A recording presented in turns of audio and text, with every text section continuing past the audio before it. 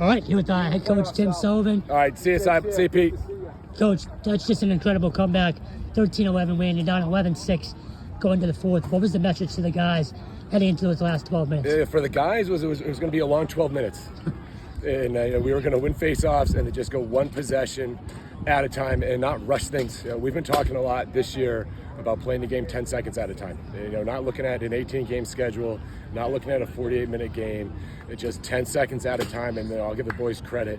They stacked, just great sets of 10 seconds apiece, and they worked really hard. They should feel great about this one. Two biggest players in that fourth. I'll start with the first one, Will Butler. Just matching save for save with Chandler. What'd you see out of him today? He's just grown so much this year. We've had a great lineage of goalies, and part of what we do here is they're going to back up for a year and learn from an older goalie and learn how things go. And Will was phenomenal learning from James Maloney, and so he was ready. James spent last year obviously being our starting goalie, but getting Will ready.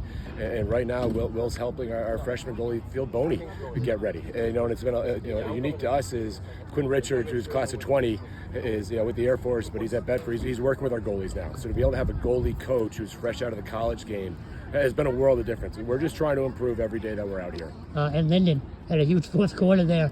What'd you see out of him now those last 12 minutes? I saw what we've seen out of him for 4 years.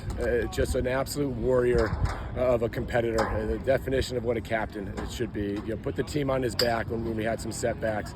Him and Eli and Preston, they push the kids every day, and they give them confidence that anyone on this field can do whatever that needs to be done to win. And I have to mention Eli. Obviously, he's the reason you were in that game late.